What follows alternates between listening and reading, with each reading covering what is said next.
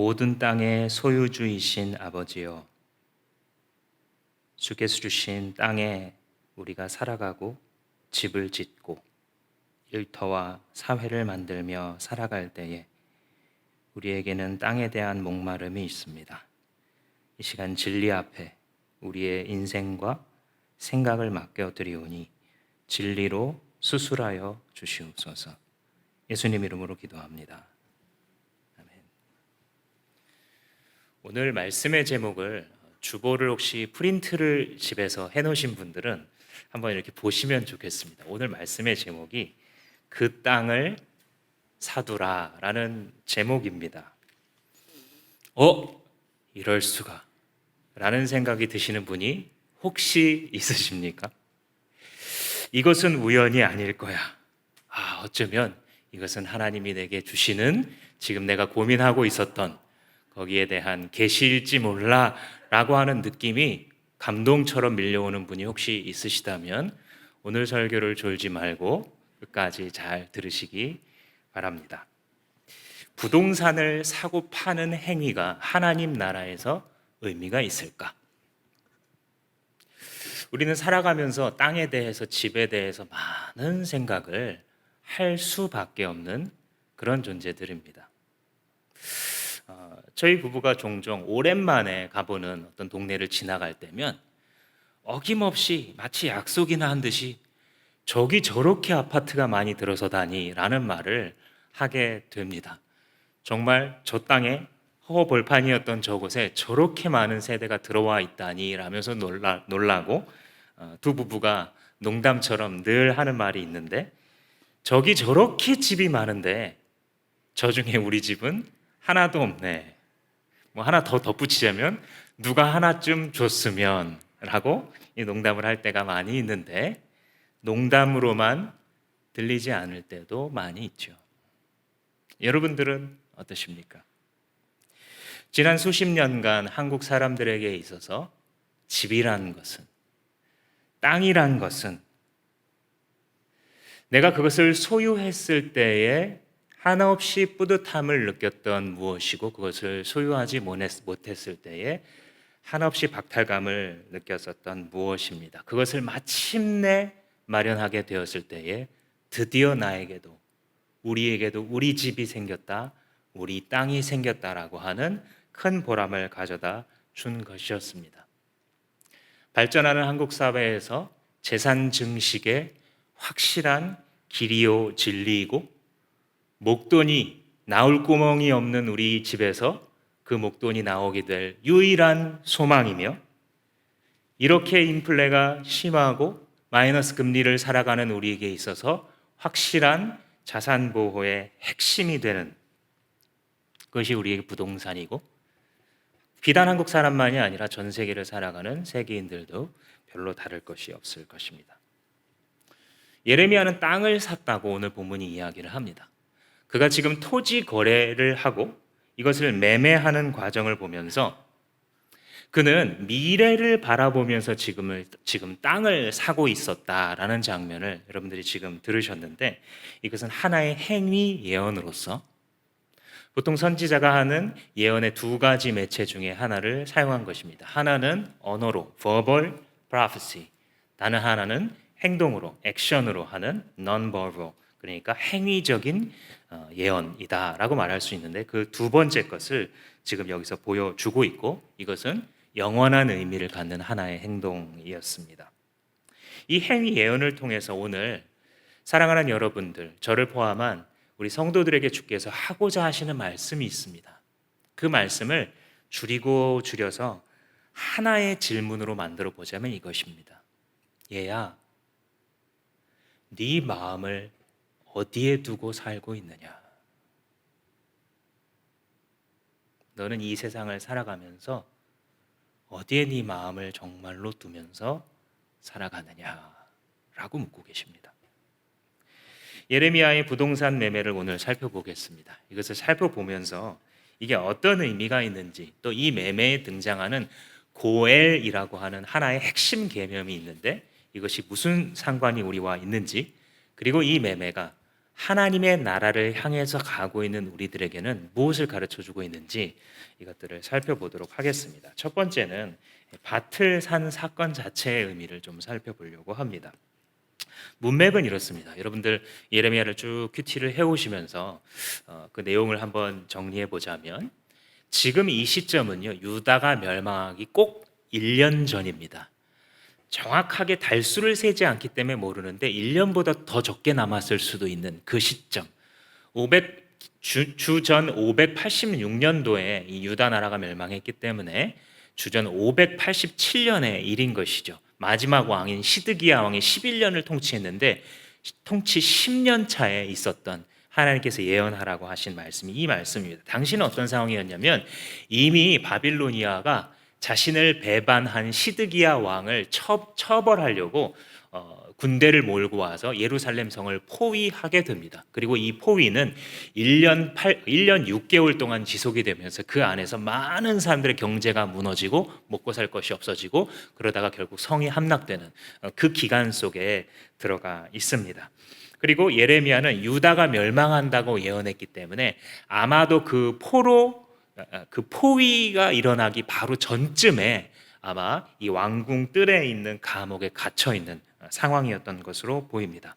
왕의 노여움을 샀고, 우리가 읽은 6절부터 오늘 읽었는데 그 앞에 있는 1절에서 5절까지 보면, 네가 감히 이 유다 나라가 바벨론에게 멸망하고 나는, 그리고 이 이스라엘 유다 백성들은 포로로 끌려간다는 예언을 했다면서 하면서 감옥에 가두는 장면이 등장하고 있습니다.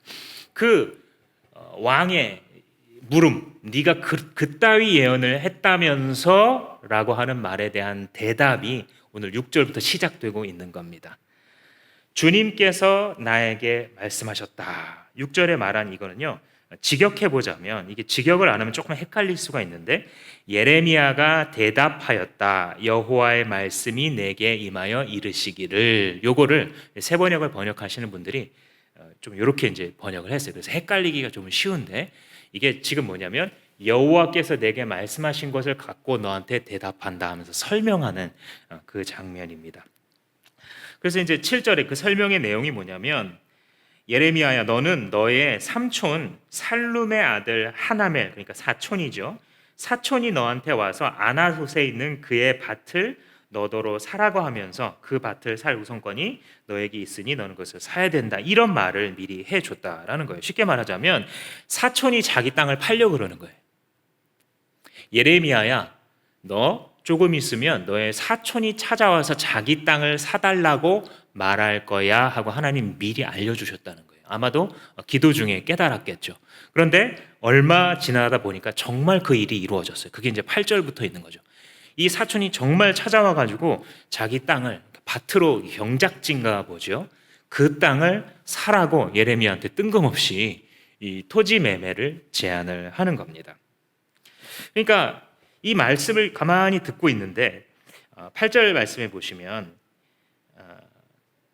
아니죠. 7절 말씀과 8절 말씀 사이에는 어떤 간극이 있는 거냐면, 7절은 예언, 하나님이 미리 알려주신 거예요, 그죠? 그리고 8절은 그것의 성취입니다. 정말 이루어졌어요. 그러니까 하나님의 백성들은 이런 방식으로 살아가는 겁니다. 만약에 우리들이 하나님을 사랑하고 그분을 충분히 신뢰하기만 하면요, 주님이 우리에게 말씀해 주세요. 그리고 많은 것들을요, 미리 마음을 준비를 시켜주세요. 미리 말씀으로 그 길로 걸어가게끔 코치를 계속 해주세요. 여러분, 내가 속한 공동체 절대 무시하지 말라 그랬죠? 그 공동체가 바로 내 인생을 이끄시는 하나님의 말씀이 울려 퍼지는 곳이에요. 큰 공동체인 이 주마음교회도 그렇고요, 작은 공동체인 여러분의 모든 목장이 그래서 엄청난 중요성을 갖고 있어요. 제가 우리 목자님들, 모둠장님들께 늘 부탁합니다. 모둠 모임을 했는지 안 했는지, 그리고 그 모둠 모임에서 목회자가 꼭 알아야 될 일이 무엇인지는 저한테 꼭 알려달라고. 저도 같이 기도를 해야 되기 때문에 그렇게 제가 꼭 여쭤봅니다. 왜냐하면 하나님이 정말로 가르치세요. 그리고 대비케 하세요. 그리고 벌어졌던 어떤 일을 대응할 수 있는 힘을 공동체를 통하여서 주시기도 하고 예언하기도 하세요. 그래서 우리의 공동체는 하나님이 우리를 이끌어 가시는 하나의 방법이고 길이 됩니다. 그래서 주님의 백성들이 정신을 차리고만 살아가면, 하나님을 사랑하면서 정신을 차리고 가만히 있으면 결국 주님의 말씀대로 흘러간다는 사실을 계속 관찰하게 됩니다. 두려워 말라, 내가 너와 함께 함이니라. 이 말씀을 막 묵상했어요. 그런데 정말 두려워할 만한 일이 이루어져요. 그래서 막 손이 벌벌 떨리는데 시간이 지나다 보면 기도 부탁하고 또 기도하고, 기도가 이루어지는 듯 하는데 자꾸 안 이루어지고, 되는 듯 하다가 뭔가 더 생기고, 그런데 시간이 흐르고 보면 주님이 정말로 그렇게 두려워할 필요는 없었을 그 길로 나를 인도하셨다는 것을 깨닫게 되죠. 결국은 주님의 말씀대로 되는 것입니다. 8절 말씀 끝에 보시면 그러면서 뭐라고 이 예레미야가 덧붙이냐면, 주님의 말씀대로 정말 사촌이 땅을 사라고 왔는데 그때에 나는 이것이 바로 주님의 명령임을 깨달았다. 이게 되게 중요해요. 주님의 명령이라는 사실을 깨달았어요. 뭐를 들으면서요? 사촌의 입에서 나오는 말을 듣고 있는데 그게 하나님의 음성인 것을 깨달았다는 거예요. 이 예레미야의 초점이 사실 여기 있는 거예요. 그러니까 삶을 살아가는 방식이 무엇이냐면요, 하나님이 뭘 원하나, 요거예요. 사실 이 사촌이 그렇게 달가운 사람 아니거든요, 예레미야한테. 그런데 자기의 초점이 뭐냐면 늘 하나님이 뭘 원하나. 그러니까 시드기야 왕이 반대하는데도 그 예언을 계속 했던 거고요. 자기랑 별 상관없는 사촌이 뜬금없이 찾아와서 이런 얘기를 하는데도 준비되어 있는 거예요, 이미. 하나님의 말씀을 듣고 그 길을 클릭하고 따라갈 마음의 준비가 이미 되어 있어서 이 말 듣고 있는 중에 이미 딱 깨닫는 거예요. 이래서 하나님이 나한테 이거 미리 알려주셨구나. 그리고 미리 알려주셨다는 뜻은 내가 가만 생각해 보니까 하나님이 지금 일해가는 방식을 보니까 나한테 이거 구매하라는 뜻이구나 라고 그가 판단을 하게 됩니다. 극기훈련을 제가 뭐 초등학교 때, 중학교 때 가보면, 요즘 그런 게 있는지 모르겠지만 학교에서 극기훈련이라는 것을 가는데, 그러면서 꼭 하루는 뭘 하냐면 공포를 이기는 훈련 뭐 이런 거를 합니다. 기억나시는 분이 있으십니까? 꼭 밤에 이 아이들을 어디 으슥한 데로 데리고 가서 막 그걸 이기면서 노래를 부르면서 막 지나가게 하고, 또 심할 경우에는 눈에다가 안대를 이렇게 가려요. 그래서 아무것도 안 보이게 막 이렇게 걸어가는데 거기다 일부러 놀라라고 막 이렇게 물컹물컹한 거 막 놔둔다든지 이렇게 하게 합니다. 그 중에 이제 친구들은 눈을 갑자기 가려버리니까 가다가 발 밑에 뭐가 물컹하기만 해도 너무 무서워서 그 자리에서 이제 주저앉는 거죠. 근데 눈을 감고 있어도 그 코스를 끝까지 대부분의 아이들이 다 통과합니다. 왜냐하면 잡을 줄을 선생님들이 만들어 주거든요.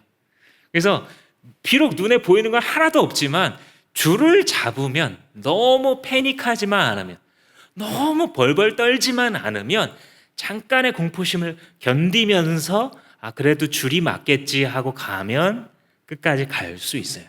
이게 예레미야의 초점이에요. 공포스럽잖아요. 사실 예레미야한테 벌려지는 모든 사람들이 다 나를 반대하는 게 얼마나 힘들겠어요. 당장 자기 도와줄 사람 하나도 없다고 생각하면 정말 얼마나 참 이게 괴롭고 외롭습니까? 그런데도 가는 거예요. 왜냐하면 잡고 있어요. 뭘요? 하나님이 무엇을 원하실까? 그래, 내가 한 번 태어났는데, 우리가 이 땅에 한 번 태어났는데 하나님 원하시는 거 한번 해보고 죽자. 이게 하나님의 참된 백성들이 갖게 되는, 성령께서 우리에게 부어주시는 하나의 거룩한 욕구거든요. 내 인생을 하나님 원하시는 거 한번 하다가 죽어보고 싶다. 하나님 주시는 욕구예요. 꼭 죽으면서 주의할 필요는 없어요. 살아가면서 할 필요도, 우리가 돈 벌고 뭐 집도 뭐 하나님이 사게 해주시면 사야죠. 그렇죠? 지금 이런 현대 사회에서 자본을 잘 이해할 수밖에 없잖아요, 우리가. 그죠? 이 돈도 벌고 아이들도 교육시키고 살아가죠. 살아가지만 주님을 위해서 살고 주님을 위해서 죽어왔으면 좋겠다. 이게 우리 영혼의 깊은 욕구예요. 근데 예레미야한테 그 초점이 있으니까 때로는 덜컥 넘어질 수 있는 사건이 벌어지는데도 가는 거예요. 통과하는 거예요. 견디게 되는 것입니다. 그래서 여러분들 가운데 혹시 다음 스텝을 고민하고 계신 분이 있다면 예레미야의 초점을 카피해 보세요. 무슨 초점이라고요? 하나님이 무엇을 원하실까? 이게 되게 아주 추상적으로만 느껴지실 수도 있어요. 물론. 그래서 뭐 하라는 거냐? A 직장을 가면 하나님이 싫어하시고 B 직장을 가면 하나님이 좋아하시고, 그렇게 단순하게 나눌 수 없는 게 너무 많죠. 우리 삶의 영역에서는. 그죠? 그런데 신기하게도요. 직장을 고르건 집을 고르건 아이들 학교를 고르건 내가 돈이 나올 구멍을 고르건 뭐건 간에 지금 이 문제를 어떻게 해결해야 되는, 지금 이 어그러진 관계를 어떻게 세워야 될지 무슨 고민을 하던 간에 주님이 무엇을 기뻐하실까, 이 한마디를 딱 던지는 순간 잡것들이 쏴사삭 사라져요. 잡것들이란 건 뭐냐면요, 별로 중요하지도 않은데도, 중요도가 1부터 100까지 있다 그러면 중요도 한 5, 뭐 많아봤자 한 15 정도밖에 안 되는 게 내 머릿속을 가득 붙잡고 있어요. 사실은 그 정도 중요한 건 아닌데, 그죠? 그런데 주님이 뭘 좋아하실까? 주님이 내가 어떻게 생각을 풀어가는 것을 요놈 기쁘구나, 이렇게 해주실까? 이런 질문을 탁 테이블 위에 던지는 순간 이 잡것들이 입을 닫습니다. 그래서 정말 중요한 것들이 입을 벌리게 만들어줘요, 이 질문이. 그래서 그리스도인들은요, 하나님의 말씀을 따라 생각하는 게 굉장히 중요해요. 여기에 힘이 있는 거예요. 때로는 우울한 것도요, 억울한 것도요, 외로운 것도요, 이 질문을 던지면서 생각의 길을 찾아갈 때 실마리가 있고 그 터널의 끝이 있는 법이에요. 하나님께서 예레미야에게 주셨던 다음 스텝을 구할 때에 하나님이 하고자 하시는 일이 뭐지? 하나님이 지금 무슨 일을 하려고 하시나? 하나님 무엇을 기뻐하시지? 이런 질문을 던질 때에 여러분들의 그 삶에, 그리고 다음 스텝을 선택할 때에 빛을 비춰 주실 것입니다. 물론 저는 이해합니다. 성도님들 가운데 목사님, 그거는 목사님처럼 별로 걱정 없는 분들이 하는 얘기고 지금 당장 힘들어 죽겠는데 어떻게 그런 것까지 따집니까? 하나님이 원하는 거, 나도 그런 거 하고 싶지 않은 게 아니라 나도 좀 여건이 마련되고 그런 궁리할 수 있는 여유가 주어지면 나도 그런 거 하고 싶어요. 그런데 목사님, 지금은요, 지금 죽느냐 사느냐예요. 내가 지금 우리 가정이 망하느냐, 우리 애가 지금 망가지느냐 마냐예요. 그런데 어떻게 그런 생각까지 할 여유는 솔직히 없잖아요, 목사님. 이런 심정들을 충분히 이해합니다. 그런데 한 가지는 알고 계세요. 우리가 그런 상태가 어떤 상태냐면요, 믿음의 사고를 하기 힘들어진 상태예요. 저를 포함해서 이 상태를 피해갈 수 있는 성도님들은 아무도 없어요, 이 세상에. 저도 여러분도 그 상태에 들어가면 그 모든 여유가 없어지는 건 팩트 맞습니다. 우리 사람이니까. 그런데 믿음이 없을 때 우리가 어떤 모드로 돌아서냐면요, 내가 하나님이 원하시는 거 뭐 이런 걸 생각하다가는 망할 것 같고 굉장히 힘들어질 것 같은 생각이 딱 들어요. 그게 그 모드예요. 그때의 세계관이 그렇게 되는 거예요, 우리 생각이. 근데 사실은 전체 하나님의 팩트, 전체의 실체를 바라보면 사실 그 반대예요. 그 생각을 안 해서 망하는 거예요. 그 생각을 안 해서 힘든 데서 벗어나지 못하고 살아가고 있는 거예요. 하나님, 당신이 무엇을 원하십니까? 라는 생각은 그 자체로 우리로 하늘의 능력을 덧입게 하며 하나님과의 동역자가 되게 만들어 내 능력만이 아니라 하나님의 능력으로, 내 시각만이 아니라 주님의 지혜로 이것들을 극복하고 발로 딛고 일어서게 하는 그 문을 열어주는 생각이에요. 그래서 힘들면 힘들수록 이걸 억지로라도 진리로 나의 등불을 삼으세요. 이럴수록 더 하나님 추구해야지. 이럴수록 하나님이 원하시는 길, 하나님 무슨 일 하려고 하시나를 더 구해야지 라고 아예 내 안에 암기해 놓다시피, 내 영혼 속에 새겨 놓다시피 갖고 계세요. 그러면 힘든 순간에 그래, 다 이해는 되지 않는데 하나님이 무엇을 원하시나 이게 초점이라 그랬어. 이게 눈이 감겼을 때 잡고 가는 줄이라 그랬어. 이렇게 기억하시게 될 것입니다. 이 일이 여러분들의 인생 가운데에 하나의 길이 되시기를 주님의 이름으로 축복합니다. 하나님의 말씀, 이 길을 따르는 것이 가장 정확한 길이에요. 그 길을 따르지 않기 때문에 힘들고 자꾸만 망하는 길로 가는 것이에요. 그래서 우리는 빨리 항복하고 주님이 원하고 주님이 하려고 하시는 일에 납작 엎드리게 되면 지나고 나면 알게 돼요. 아, 정확한 길이었구나. 최고의 길이었구나.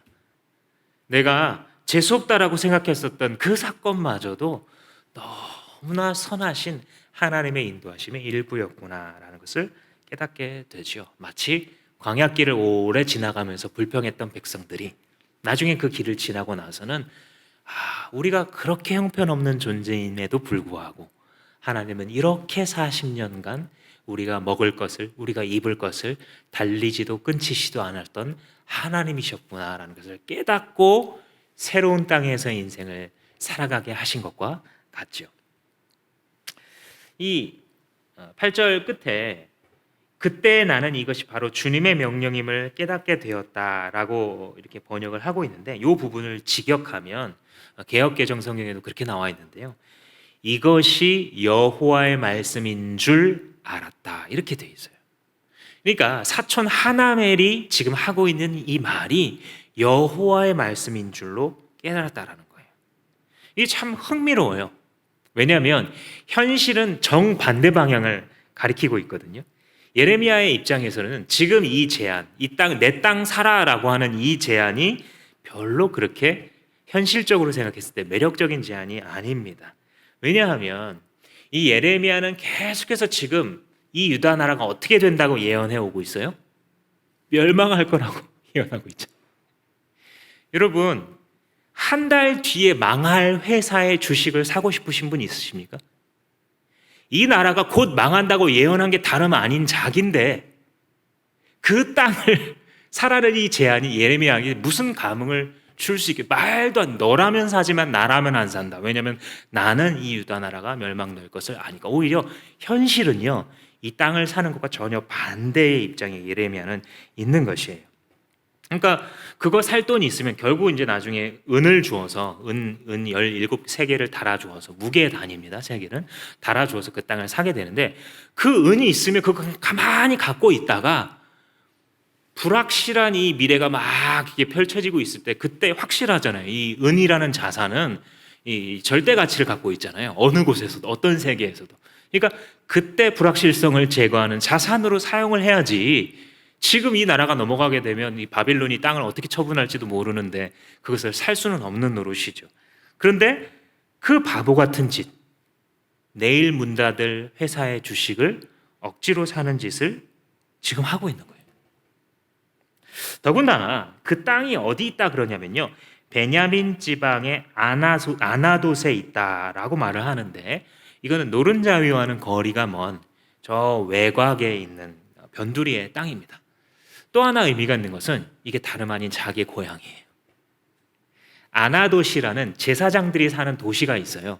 거기 출신이에요. 그래서 제사장 가문의 이 아들이 바로 예레미야이고, 아마 이 사촌 하나멜도 마찬가지 제사장 집안의 사람일 거예요.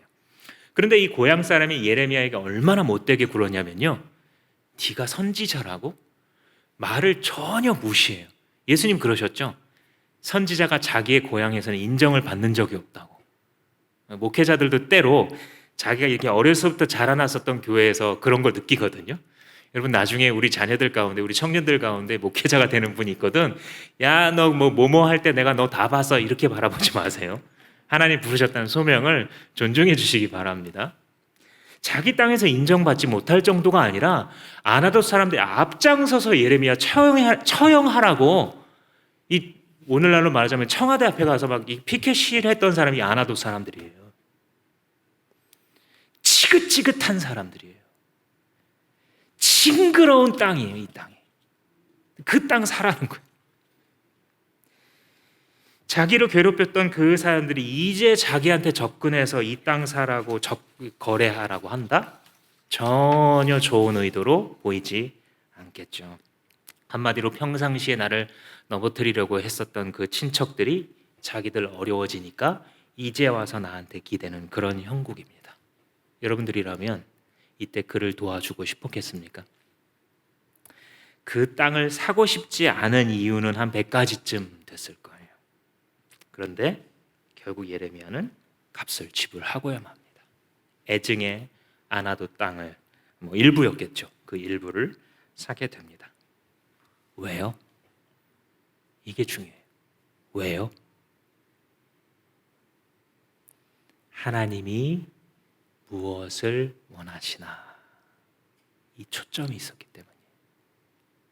그래서 어떻게 보면 지긋지긋한 이 사촌이 와서 자기 앞에 말하고 있는데 이 말이 하나님의 음성으로 들리는 거예요. 다른 유불리를 계산해도 한참 할 수 있겠으나 그걸 모를 바가 아니에요, 예레미야가. 그럼에도 불구하고 하나님이 원하시는 바인 줄 알기에 그 땅에 투자를 하는 것입니다. 비록 그 말이 나에게 함부로 대하는 사람에게서 나오는 말일 수도 있어요. 여러분, 신앙생활 하다가 때로는 이 설교자와 부딪히는 경우가 있어요. 이 설교단에서는 잘 안 부딪혀요. 근데 설교자가 연약한 사람이잖아요. 여러분, 이 중세 시대의 세계관 갖고 계시면 안 됩니다. 성직자 이렇게 막 따로 있고, 목사님은 이런 거 하면 안 되고 저런 거 하면 안 되고, 우리는 성도니까 해도 돼. 이런 이분법적 세계관 갖고 계시면 다시 중세 교회로 회귀하는 거예요. 여러분들 이용해 먹는 종교인들이 나타나는 겁니다. 그죠? 우리는 만인 제사장이에요. 하나님 앞에서 똑같은 신분을 갖고 있는, 다만 펑션, 기능이 틀리죠. 그죠? 그냥 그뿐이에요. 그런데 이 설교를 하는 전도사님이 됐든 목사님이 됐든 강도사님이 됐든 그분과 뭔가 이렇게 불쾌한 일이 생기잖아요. 그러면 문제가 뭐냐면 그 다음에 말씀도 안 들려요. 제가 이 말을 어떻게 할 수 있을까요? 제가 겪어봤으니까. 안 들려요. 말씀을 맞는데 자꾸 거기다 내가 마음속으로 그 말씀 설교를 듣고 있으면서 토를 갖다 붙여요. 자기는 사랑하라고 나한테 한 그게 사랑이야? 이런 말을 하고 있어요. 물론 마귀가 하는 말이죠. 그런데 그 시기를 지나갈 땐 그런 말을 하고 있는 거죠. 근데 서로 우리가 살아가면서 그런 기간을 지나간다 할지라도 저거 지금 하나님이 하시는 말씀이구나 라고 들을 수가 있다 없다? 있다. 하나님 앞에 정직하고 겸손하게만 살아가면 그래서 마귀가 끝까지 괴롭히지는 못하는 거예요. 어떤 일이 벌어졌어도 극복과 용서와 화해와 서로 털어둠이 가능한 이유는 무엇이냐면 하나님의 백성들이기 때문에. 그래서 예레미야가 그 말을 들으면서도 그게 하나님이 자기에게 그동안 해오셨던 말씀과 연결되는 걸 깨닫는 거예요. 하나님이 지금껏 해오셨었던 이스라엘 땅이 한번 멸망당하지만 그러나 주님께서 회복하실 거라는 이 말씀과 연결될 것이라는 것을 깨닫는 거예요, 이 예레미야가. 사랑하는 주마함교회 성도 여러분, 하나님의 일컬음으로 받는 성도 여러분, 여러분들은 이런 믿음으로 살아가기를 원하십니까? 하나님이 무엇을 원하시나? 하나님이 원하신다면 그것이 비록 불쾌한 상황에서 나오는 메시지를 할지라도, 내 삶이 전혀 아름답고 좋은 곳으로 변화되지 않는 상황에서 들려지는 메시지라 할지라도 그거 붙잡고 믿음으로 걸어가시는 그런 믿음의 사람이 되기를 원하시고 계십니까? 하나님이 원하신다면 육신의 눈으로 보기에는 전혀 가치 없는데도 그 일을 할 수 있는 사람, 주님의 구원의 메시지가, 주님의 복음이 달려갈 수만 있다면 나한테 손해가 될 수도 있는데도 불구하고 그 길을 걸어가는 그런 인생. 물론 이익을 추구해야죠. 크리스찬들이 항상 손해보면서 살라, 주님도 그렇게 말씀하지 않으십니다. 그러나 이익을 추구하면서 살지만, 그러나 주님께서 나를 부르신다는 것이 확실한 순간에는, 주님 아시죠? 내가 주님의 나라 바라봤기 때문에 이게 손해가 될 수 있을 수도 있다는 사실을 알면서도 제가 이렇게 했잖아요. 주님 보셨죠? 이런 게 하나는 있어야 되잖아요. 그죠? 주님 나라 갔을 때 주님, 나가 요때 요거 손해본 거 다른 거 아니에요. 주님 얼굴 생각하면서 한 거예요. 예수님 생각하면서 한 거예요. 요거 좀 있어야 되잖아요. 그죠? 부끄러운 구원을 받는 것이 아니라 주님 주신 은혜에 반응한 삶을 우리가 돌려드릴 수 있었으면 좋겠어요. 그런데 이 두 번째입니다. 왜 하나멜이라는 이 사촌이 예레미야에게 갔을까? 이렇게 물어볼 수 있는데요. 이게 고엘의 원리가 숨어 있기 때문이에요. 고엘이라는 것은 쉽게 말하면 친족 중에서 어려워진 친족을 도와주는 사람을 고엘이라고 부릅니다. 8절 말씀을 다시 한번 보시면 중간에 그 밭을 유산으로 사들일 권리가 나에게 있다. 이런 말이 계속 반복이 되는데 굉장히 풀어서 한 말이에요.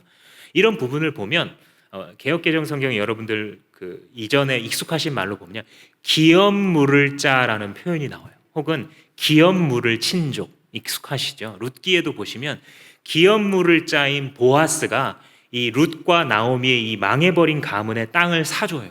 그리고 끊겨버린 그들의 가문, 이 상속을 받아야 되는 이 남자들의 이름을 대를 잇게 만들어줘요. 이게 보아스가 기업 무르는 자로서 하는 이런 행동입니다. 그래서 모세 율법에 보면 이 제도가 어디서부터 나오는 거냐면 먼저 이 전제에서 출발합니다. 땅은 모두 다 하나님의 것이다. 여기서 출발을 해요. 그래서 가나안 땅에 너희들이 들어가게 되면 땅은 영원히 사고 파는 거 아니다. 이렇게 하나님이 딱 가르치세요. 너희들은 내 땅에서 살아가는 거고 내 땅에서 너희들은 영구한 세입자야. 이런 말을 해요. 그래서 하나님의 땅을 빌려서 살아가게 됩니다. 아무도 자기 마음대로 계속해서 대를 이어서 부를 축적하면서 모든 땅을 다 차지하는 것이 하나님 나라의 법칙에서는 불가능해요. 그래서 아예 그것을 못되게 만들어 놓고 12명의 아들들이 있으니까 12지파에게 골고루 분배를 하면서 그 지파에 있는 아들들 순으로 또 종족으로 나누고 그 종족의 아들들 안에서 가문으로 또 나눕니다. 그래서 그 가문마다 땅을 다 분배를 해줍니다. 사람이 살아가다 보면 유산으로 땅을 받았어도 이 선친을 통해서 땅을 받았지만 굉장히 어려운 일이 생겨요, 안 생겨요? 생기죠. 그래서 처음에 어려운 일이 생기면 빚을 지고 막 그러지만 나중에 빚도 낼 데가 없게 되면 어떻게 되면 이제 저당을 잡히게 되고 결국은 땅을 담보로 맡기게 되고 나중에 땅이 넘어가는 그런 일이 이때 당시에도 똑같이 있었어요. 땅이 넘어가다 못해 그래도 계속 빚이 커지잖아요. 그럼 어떻게 되냐면 자기 자신의 신분을 넘겨요. 자유인이었는데 종으로 들어가는 거예요. 기업 물을 자가 하는 행동이 뭐냐면 이렇게 된 친족에게 찾아와서 값을 대신 지불하는 거예요. 이런 사람을 일컬어서 기업 물을 자, 히브리어 그대로는 고엘이라고 부릅니다. 한번 따라해 볼까요? 고엘. 이 고엘이라는 사상이 사실 성경에서 아주 중요한 사상이에요. 예수님과 연결되기 때문이에요. 그죠? 사실 자기의 힘으로 아무것도 할 수 없어요. 이 나오미와 룻이라는 룻기에 보시면 남편 죽어 아들들 죽어 당시의 농경사회 남자가 필수인 사회에서 여자들만 있는 별로 살아남기 정말 힘든 사회예요. 그러니까 이 역사서에도 보면 선지생도 남편이 죽으니까 그 아내와 자식이 거의 막 죽음에 이르잖아요. 그 이유가 오늘날처럼 뭐 아내도 얼마든지 나가서 일할 수 있는 이런 사회가 아닌 거예요. 남편이 죽었다, 아버지가 죽고 아들들이 다 죽었다, 끝을 의미하는 거예요. 다 종으로 팔리고 처음에는 땅을 팔아서 그걸로 먹고 살지만 그리고 시간이 지나면 다 종이 되는 이런 사회였어요. 그런데 보아스가 와가지고 기업을 무르죠. 값을 대신 지불하는 거예요. 그는 고엘로서 행한 것이죠. 예수님이 하신 일이 이거예요, 결국은. 그렇죠? 우리가 스스로 하나님을 무시했기 때문에 어디에 종으로 팔리는 거냐면 결국은 욕망에게 종으로 팔리는 거예요. 그 욕망의 다른 이름은 성경이 말하는 이름은 무엇이냐면 그것이 바로 죄죠. 죄에게 종으로 팔리는 거예요. 근데 그게 멋있어 보이고 좋아 보이고 매혹적으로 보이고 맛있어 보여요. 몰래 먹는 사과가 왠지 더 맛있는 거예요. 내가 노동해서 얻은 것보다 일확천금으로 얻은 게 훨씬 행복한 것 같은 거예요. 그런 길이에요, 죄의 길이. 그래서 사실은 종이 되는 것이죠. 욕망과 탐욕에게 사로잡힌 삶을 살아가 결국 그 죄의 결과로 죄의 삭은 사망이요 한 번 죽는 것은 사람에게 정하신 것이요 그 이후에는 심판이 있으리니 라고 하신 그 주님의 어미하신 말씀에 따라 영원히 지옥 형벌 받을 수밖에 없었던 것이 저와 여러분들이잖아요. 그런데 아무것도 할 수 없는 모든 것을 다 팔아넘기고 죽음의 길로 가고 있었던 우리에게 오셔서 대신 십자가 위에서 영원하신 값의 보혈의 피로 그 값을 대신 치르시고 우리를 건져내시는, 우리를 물러내 주시는 기업물을 짜 예수 그리스도, 그가 우리에게 영원한 고엘이 되셨기 때문에, 그래서 우리가 지금 이 예배 자리에 나와 앉아 있는 거잖아요. 값없이 이 자리에 앉아 있다고 생각하시면 큰 오산이에요. 그러니까 이 자리가 의무로 느껴지고, 이게 아직 이해되지 않는 아이들은 예배를 드린다는 것이 하나의 어떤 의무로 느껴지는 거예요. 육적인 아이만이 아니라 영적인 아이도 그런 것이죠. 이 진리를 깨닫게 되면 내가 여기 오기까지는 그리스도의 피가 있었구나. 내가 하나님을 아버지, 아바 아버지라고 부르기까지는 그가 십자가 위에서 고엘로서 피값을 지불하여 팔린 나를 되사신, 내가 다 이루었다, 테텔레스타이, 내가 다 지불했다 라고 하신 그 주님의 구속의 역사가 없었으면 내가 여기 있을 수 없는 거였구나 라는 것을 깨닫는 자에게는 그래서 예배가 반응으로 나타나는 것입니다. 예레미야가 지금 이 땅을 사는 것은 고엘의 행위를 하고 있는 거예요. 이유는 모르겠지만 이 친척이 굉장히 어려워진 거예요. 지금 그럴 수밖에 없겠죠. 국군이 기울어 가니까 경제도 다 망가져 가겠죠. 그럴 때에 그가 지금 했던 이 상징적인 행동, 하나님이 무엇을 원하실까 다 알지는 못해요. 모든 정보를 다 갖지는 못해요. 그런데 이 선택이, 요 다음 스텝이 이런 식으로 생각하는 것이 하나님이 기뻐하시겠구나, 그 길을 따라서 스텝을 따라갔더니, 걸음걸음을 따라갔더니 여기까지 가는 거예요. 고엘로서 자기 인생을 살아가는 것이죠. 하나님의 백성들은요, 자기도 모르는 사이에 기업을 물러주는 사역을 막 하고 있어요. 그죠? 자기도 모르는 사이에 자기의 대빵이신 예수님처럼 고엘이 되어가는 거죠. 자꾸 억눌려서 죄에 팔린 자, 억울함에 한에 눌려있는 자, 외로움과 괴로움 가운데 빠져있는 자, 자기 가정에 일어났던 어떤 사건에 크게 짓눌려서 자기 스스로의 힘으로는 일어날 수 없는 자, 코로나 시국에 직격탄을 맞아서 경제도 경제지만 마음에 큰 상처를 입고 일어날 수도 없고 일어나기도 싫은 자, 그런 자들을 일으키는 삶을 살아가게 되는 것, 그것이 바로 작은 예수들, 예수쟁이들의 삶인 것이죠. 마지막으로 한 가지 나누고자 하는 것은 이 예레미야가 산 이 땅은요, 그 자체로 하나님의 회복의 상징이 되는 것이에요. 이제 10절부터 끝절 말씀까지는 여러분들이 읽으신 것처럼 뭐 계약서 나오고 뭐 매매를 하고 그것을 계약서를 보관하고 뭐 오늘날과 크게 다르지 않은 이 당시의 이 경제 활동이 이 당시에 있었구나라는 것을 볼 수 있는 장면이고, 실제로 이러한 이 유물들이 이 고고학자들에 의해서 발굴이 많이 됐습니다. 그래서 보면 점토판 같은데 뭐 곡식을 얼마를 주고 샀고, 또 나라들도, 큰 단체들이나 나라들도 어떻게 서로 이 경제 활동을 했는지 이런 것들이 다 증거로 남아 있습니다. 그 중에서 오늘 좀 특징적으로 한 가지 짚고 가고 싶은 것은 계약서를 잘 보관하라. 이게 아주 핵심적인 메시지예요. 14절 말씀해 보시면, 나 만군의 주 이스라엘 하나님이 말한다. 이 증서들 곧 봉인된 매매 계약서와 봉인되지 않은 계약서를 받아서 옹기 그릇, 토기입니다. 토기에 담아서 여러 날 동안 보관해 두어라. 이런 말씀을 하세요. 근데 이제 보면 계약서가 두 장인 거예요.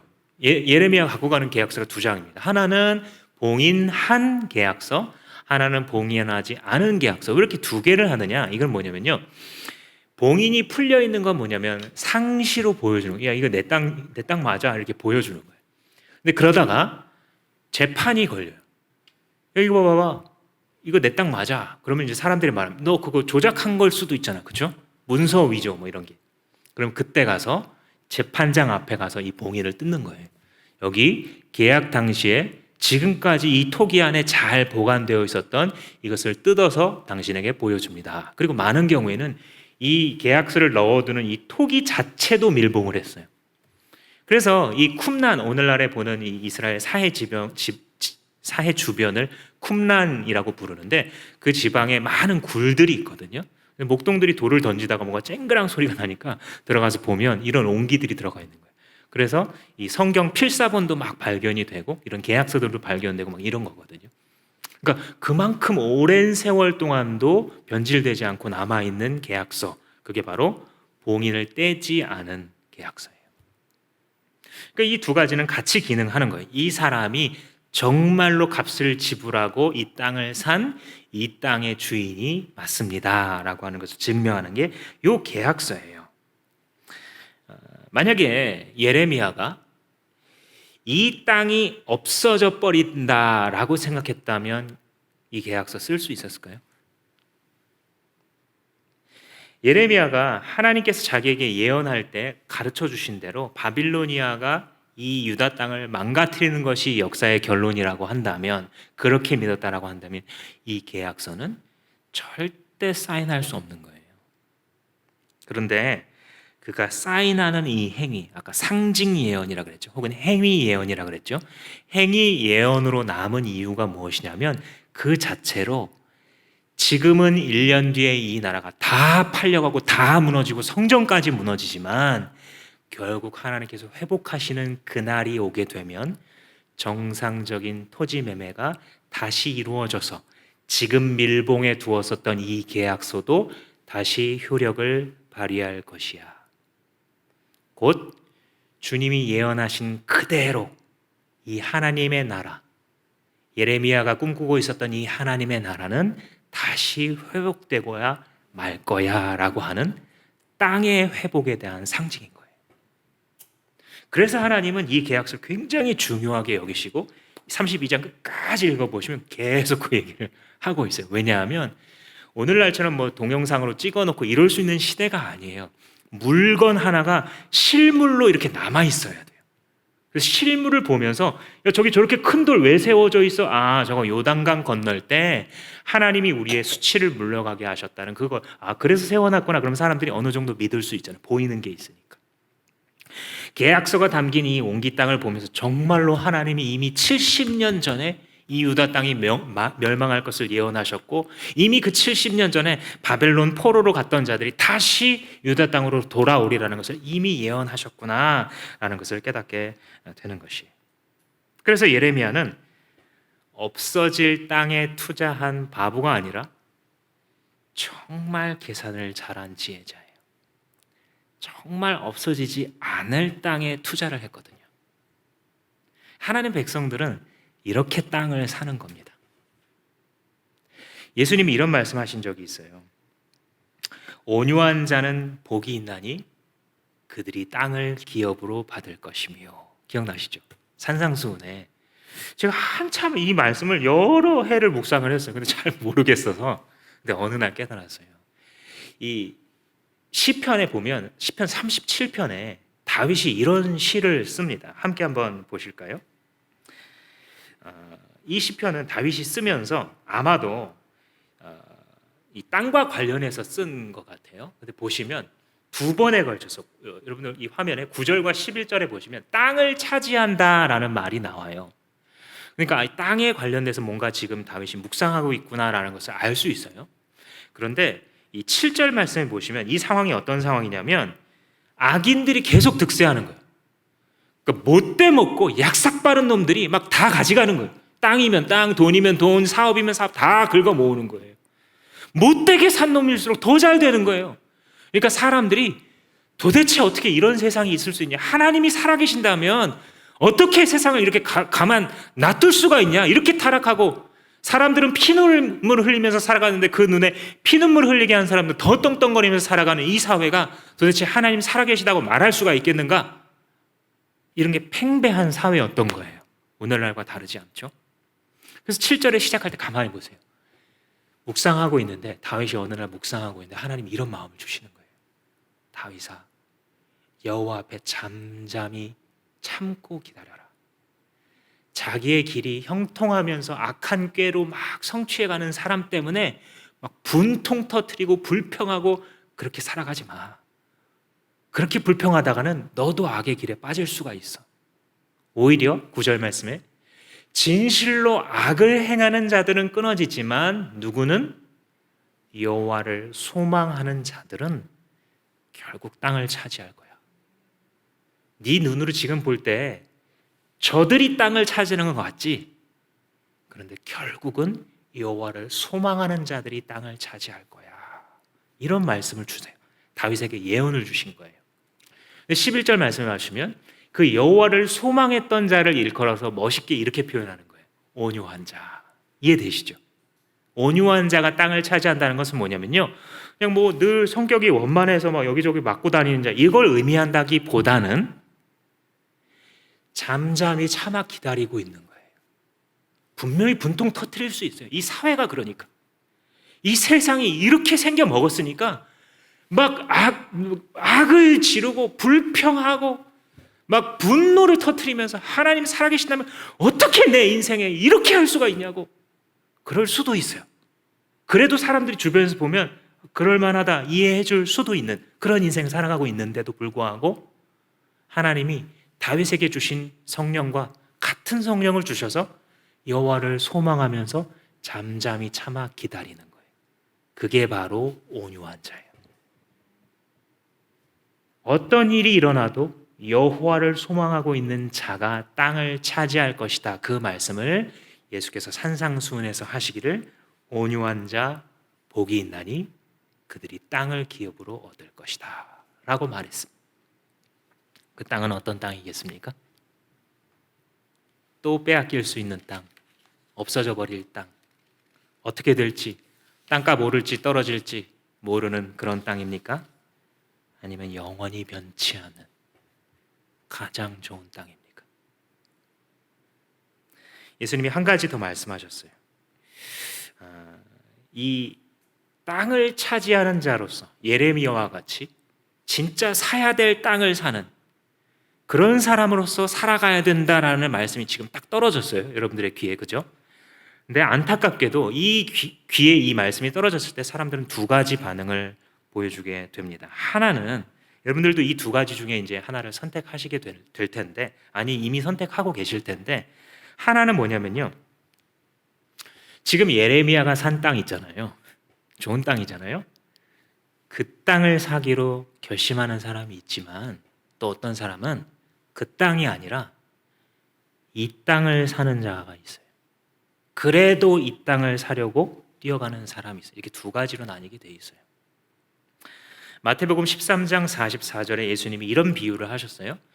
천국은 마치 밭에 감추인 보화와 같으니 사람이 이를 발견한 후에 숨겨두고 돌아가서 자기 모든 소유를 다 팔아 그 땅을 샀다. 왜냐하면 그 땅 안에 진짜 비싼 가치가 들어가 있으니까. 천국이 그와 같다는 거예요. 그러니까 자기가 가지고 있는 생명, 자기의 지적인 능력, 자기가 가진 수완, 인간관계, 수명, 달란트, 자산, 재산, 돈, 주식, 땅 모든 것을 다 그 초점을 맞춰서 사야 되는 그 땅이 있다고 예수님 말씀해 주신 거예요. 그죠? 그게 뭐냐면 하나님의 나라죠. 여러분, 하나님의 나라가 그렇게 가치 있는 거예요. 그래서 그렇게 선택하는 자가 있다고 말씀하시면서 또 동시에 한 가지는 뭐가 있냐면요, 사도행전 1장 18절 19절을 보시면 두 번째 선택이 나오는데 이렇게 돼 있어요. 이 사람이 불의의 삭스로 밭을 사고 후에 몸이 곤두박질 쳐서 배가 터져 창자가 다 흘러나와 모든 사람들이 이 밭을 피밭이다 라고 불렸대요. 여러분 잘 아시는 누구 얘기입니까? 가룟 유다 얘기예요. 유다가 30냥에 예수님을 팔아 넘겼잖아요. 그러니까 하찮은 그 당시에 노예를 사는 그 가격에 예수님을 넘겼단 말이에요. 그러니까 자기가 이게 후회가 돼가지고 자살을 하죠. 이 가룟 유다가. 그 돈을 그냥 던졌는데 그와 결탁했던 사람들이 그 돈으로 산 밭이 바로 이 피밭 아겔다마예요. 그래서 사도행전은 그놈이 그놈이기 때문에 이놈이 불의의 삭스로 예수님을 팔아넘긴 그 돈으로 이 밭을 샀다라고 말하게 되는 거예요. 복음을 들었으면서도 예수 곁에 머물러 있었으면서도 이 땅을 샀던 자죠. 가룟유다가. 여러분들은 그 땅과 예레미야가 지금 자기의 행위 예언으로 명명백백하게 보여주는 그 땅을 사고자 하는지, 가룟유다가 가리키는 이 땅을 살려고, 이 땅을 사지 못해 안다라고, 이 땅이 없어서 박탈감이 느껴지고, 이 땅 사지 못해 한스러워하는 그 삶을 살 것인지, 그 두 가지를 우리에게 보여주고 있어요. 다시 저희 부부의 얘기로 돌아가서 마치려고 합니다. 저희가 신혼 시절에 서울에 살았어요. 작은 전셋집에 살고 있었는데 가끔 그런 생각합니다. 그때 만약 그 전셋집에서 나오지 말고 융자를 잔뜩 받더라도, 일단 20년 전이거든요, 사두었으면 지금 어떻게 되었을까. 작년부터 자꾸 이 생각이 들어요. 그죠? 그런데 여러분, 20년 뒤에 이제 지나서 제가 후회하고 있을까요? 그게 이제 여러분들이 하시는 정진명 목사라는 사람에 대한 평가입니다. 그건 이제 제가 평상시에 어떻게 살았느냐가 말해주겠죠. 물론 그때 그 집을 샀더라면, 서울 시내 작지만 그 집을 샀더라면 돈은 좀 더 많아졌겠죠. 편해졌을 겁니다. 근데 후회는 안 돼요. 그냥 솔직히 후회는 안 돼요. 왜냐하면 그랬더라면 여러분들이 지금 아시는 대로의 정 목사는 여기 서 있지 않았을 거기 때문에. 작지만 그 다음 스텝이 어떤 초점이어야 하는지 하나님의 은혜로 깨닫게 해주셨기 때문에 지금 이 자리에 서 있을 수 있고 이 길을 걸어갈 수 있고, 하나님 앞으로도 제발 정신 차려서 이 길을 계속 가게 해주세요 라고 기대할 수 있기 때문에, 부하지 않은 모습, 지금 이 모습이 주님을 의지하기 딱 좋고, 별로 자랑할 것 없는, 예수님밖에 자랑할 게 없는 지금 이 모습이 주님 사용하시기에 아주 쉽기 때문에 후회는 없습니다. 사랑하는 성도 여러분, 여러분들 앞에 두 땅이 있습니다. 당신의 인생을 다 바쳐서 하나를 사실 수 있습니다. 어떤 것을 사시겠습니까? 기도하시겠습니다. 말씀을 들으면서 여러분들의 마음속에 남는 표현이 있을 거예요. 그 표현은 어쩌면 예레미야가 하나멜의 엉뚱한 메시지를 들으면서도 들었던 하나님의 음성일 수도 있습니다. 그 표현 한 가지를 가지고 자신의 믿음으로 반응하는 기도를 올려드리겠습니다.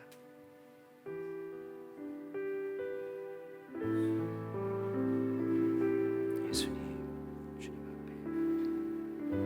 앞에 정직하게 살게 해주십시오. 주님, 어떤 땅을, 어느 땅을 사야겠습니까? 오, 주여, 오, 주여, 거룩하신 당신 앞에 서기를 소원합니다. 주께서 내게 주신 은혜가 너무 크다. 주님, 믿음으로 시작하였다가 육체로 마치는 자가 되지 않게 하옵시고, 주여, 복음으로 시작하였다가 돈으로 마치는 자가 되지 않게 하옵소서. 은혜로 시작하였다가 율법으로 마치는 자가 되지 않게 하여 주시옵소서. 하나님, 정말 투자해야 될 것이 무엇인지 거기에 내 시간을 드리기를 원합니다. 하나님, 유흥을 위하여, 하나님, 육체를 만족시키기 위하여, 하나님, 남들 보기에 남사스럽지 않기 위하여 그렇게 살고 싶지 않습니다. 그러나 육신의 정욕은, 그러나 죄의 세력은 끊임없이 유혹합니다. 끊임없이 따라옵니다. 그러나 진리가 선포될 때에 주의 말씀의 검으로 하나님 이것들을 물리치며 나아갈 수 있게 하소서. 주여, 당신의 나라를 위하여 투자하게 하시고 당신을 향하여 살아갈 수 있도록 주여 축복하여 주시옵소서. 주여 은혜를 베푸시고 은혜와 성령으로 진리로 함께 해주시옵소서. 이 시간 한 번 더 기도할 때에 여러분들이 알고 계신 분들 중에 참으로 어려움을 겪고 있는 분들을 위해서 기도하시기 바랍니다. 경제적으로, 또 직장의 문제로, 가정의 부부와 부모 자식 간의 문제로, 또 소송의 문제로, 그 밖에 여러 가지로 정말 힘들어하는 내 주변에 두신 그 사람에게 어쩌면 하나님께서 나를 작은 고엘로 부르셨는지 모릅니다. 다 모든 기업을 내가 물러줄 수 있다는 뜻이 아니라 참된 고엘 되시는 예수께서 물러주시도록 내가 하나의 징검다리 될 수 있다면 주여 그 돌로 나를 사용하여 주옵소서라고 그 어려운 분을 위하여서 함께 기도하시겠습니다. 하나님 이 시간에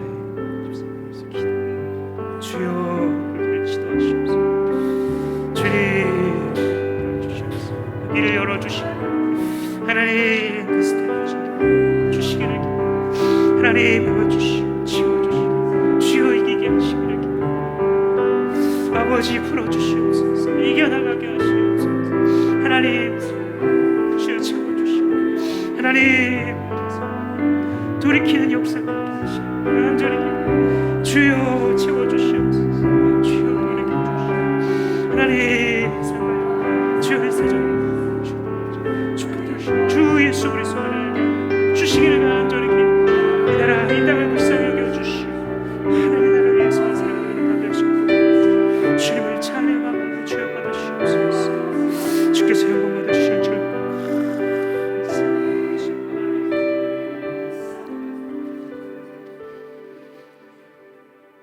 모든 땅의 주인 되시는 아버지여, 당신의 어미하신 말씀 앞에 겸손히 머리 숙입니다. 내 생각이 옳지 않고 당신의 생각이 옳습니다. 내가 가치 있다고 생각하는 것이 가치 있지 않고 주님이 가치 있다고 말씀하신 것이 가치 있습니다. 주님 앞에 결심하였어도 우리의 마음은 자꾸 흔들림을 주님이 아십니다. 눈앞에 있는 것들 때문에, 눈앞에 펼쳐지고 있는 상황들 때문에, 우리 인생에 대한 무거운 짐과 때로는 쓸모없는 걱정 때문에 하나님 우리는 너무나 두렵습니다. 막연하게 두렵습니다. 그러나 주여 이 시간 우리 주 예수 그리스도의 손을 잡기로 다시금 주 앞에 결단하오니 우리에게 믿음 주시옵소서. 그 땅을 향하여 주께서 가리키시는 그 땅에 투자하는 삶을 살아갈 수 있도록 우리의 모든 인생을 다 들여 투자하는 그런 자들 많이 나오는 이 주마음교회 공동체 될 수 있도록 축복하여 주시옵소서. 예수님의 이름으로 기도합니다. 아멘.